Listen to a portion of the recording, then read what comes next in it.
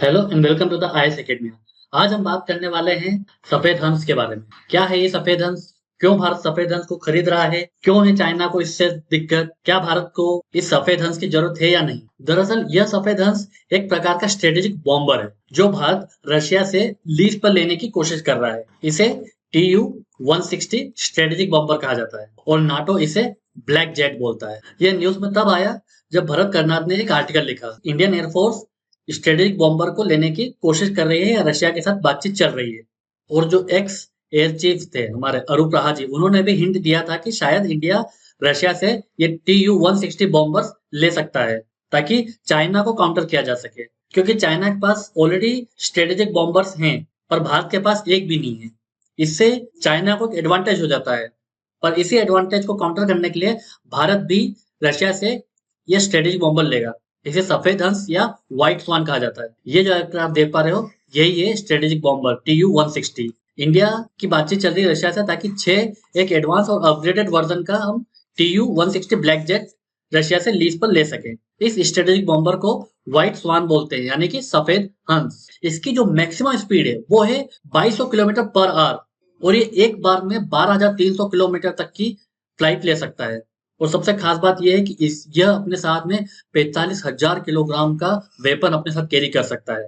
और DRDO इस पर वर्क कर रहा है कि कैसे इसको न्यूक्लियर वॉरहेड ले जाने में भी इसको सक्षम किया जा सके, तो ये और भी पावरफुल हो सकता है। इसमें न्यू एवियोनिक्स और पावरफुल एफिशिएंट इंजन लगा है जो इसको 52,000 फीट की ऊंचाई पर भी इसे किसी भी दुश्मन देश की सीमा पर जा सकता है और उनके राडार को भी ये चकमा दे सकता है। इसकी जरूरत पड़ क्यों रही है? क्योंकि आप ये देखोगे वर्ल्ड वॉर 2 के बाद से यूएसए, रशिया और चाइना के पास भी स्ट्रेटेजिक बॉम्बर है, पर इंडिया के पास में एक भी नहीं है। इंडिया के पास में क्या है? ओनली फाइटर बॉम्बर्स हैं। इंडिया भले ही फोर्थ लार्जेस्ट एयरफोर्स हो, पर उसका एक भी स्ट्रेटेजिक बॉम्बर नहीं है। ये जो स्ट्रेटेजिक बॉम्बर्स का क्या यूज होता है?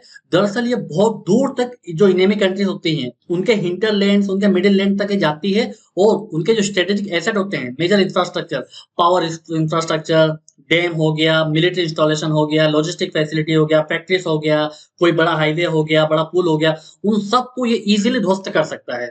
क्योंकि जो फाइटर बॉम्बर्स होते हैं उनकी लिमिटेशन होती है, एक तो ज्यादा दूर तक जा नहीं सकते और ज्यादा वेपन कैरी नहीं कर सकते, क्योंकि जो बड़े बड़े इंस्टॉलेशन होते हैं उनमें उनको खत्म करने के लिए ज्यादा फायर पावर की आवश्यकता है। पर चूंकि ये लाइट एयरक्राफ्ट होते हैं तो इसलिए ज्यादा फायर पावर अपने साथ कैरी नहीं कर पाते। पर स्ट्रेटेजिक बॉम्बर्स डिजाइन इसलिए होते हैं ताकि 45,000 तक जो वेपन्स होते हैं, जो फायर पावर होता है, वो अपने साथ कैरी कर सकते हैं और दुश्मन के किसी भी मेजर इंस्टॉलेशन को ध्वस्त कर सकते हैं। ये इसकी यूटिलिटी है। तो चूंकि चाइना के पास में ऑलरेडी स्ट्रेटेजिक बॉम्बर है, यहाँ तक कि चाइना ने अभी एक नया स्ट्रेटेजिक बॉम्बर लॉन्च किया है स्टेल्थ टेक्नोलॉजी के साथ। इसका मतलब वो किसी भी राडार को चकमा दे सकता है। तो इससे भारत को खतरा पैदा हुआ है, क्योंकि भारत के पास एक भी स्ट्रेटेजिक बॉम्बर नहीं था।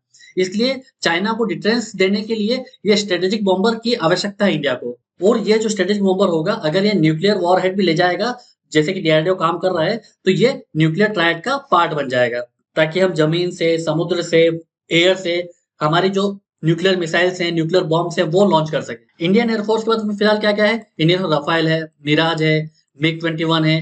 तो जनरली ये जो मिग हैं ये डिप्लीट होते जा रहे हैं, पर ये जितने भी एयरक्राफ्ट देख पा रहे हो ये सब लाइटर एयरक्राफ्ट हैं या फिर मीडियम रेंज के हैं। इनके रेंज भी लिमिट है और ये अपने साथ जितने वेपन्स ले जाते हैं उनकी भी लिमिटेशन होती है। तो ये स्ट्रेटेजिक बॉम्बर्स का काम नहीं कर सकते। अगर आपकी लड़ाई पाकिस्तान से हो रही है, चूंकि पाकिस्तान से हमारी सीमा मिलती है और पाकिस्तान का साइज इतना बड़ा नहीं है, तो ये जो हमारे फाइटर एयरक्राफ्ट होते हैं ये इजीली वहां पर बॉम्ब कर सकते हैं, वहां पे कोई सा भी फायर पावर अटैक कर सकते हैं। पर अगर हम चाइना की बात करें तो चाइना का साइज एक तो बड़ा है, पर साथ ही साथ हमें ये भी देखना होगा कि चाइना के पास जो एयरक्राफ्ट कैरियर है, जो नेवी, चाइनीज नेवी के पास जो एयरक्राफ्ट कैरियर है, जो इंडियन ओशन में इंडिया को जो इंसर्कल कर रहा है, उसको भी काउंटर करने के लिए जो इंडियन एयरफोर्स है और इंडियन की नेवी को काफी दूर तक अपना एक बॉम्बर चाहिए होगा ताकि वो अटैक कर सके इनके एंटी शिपमेंट को, उनके एयरक्राफ्ट कैरियर को। इसके लिए हमें स्ट्रेटेजिक बॉम्बर की आवश्यकता है। अभी जो लेटेस्ट इंक्लूजन हुआ है इंडियन एयरफोर्स में वो रफाल का, पर रफाल की भी सीमा होती है, क्योंकि वो कितना लोड ले सकता है? Maximum 25 ton. वहीं स्ट्रेटेजिक बॉम्बर कितना वेट कैरी कर सकता है वेपन के साथ में? 45 टन। तो आप देख सकते हो यहीं पे ये डिफरेंस विजिबल है। और इसकी जो रेंज है वो भी 3,700 किलोमीटर है, जबकि स्ट्रेटेजिक बॉम्बर की रेंज कितनी है? 12,300 किलोमीटर। तो ये एक एडवांटेज देता है इंडिया को। और चाइना ने S-20 स्टील्थ बॉम्बर है उसको रेडी कर लिया है और जल्दी चाइनीज एयरफोर्स में ही शामिल हो सकता है। इससे भारत को खतरा पैदा हो सकता है। यहाँ तक कि जो फिलहाल में चाइना के पास में स्ट्रेटेजिक बॉम्बर है H-6 के, उसने LAC के बॉर्डर में डिप्लॉय कर रखा है, जो इंडिया के साथ में बॉर्डर लगती है वहां पर।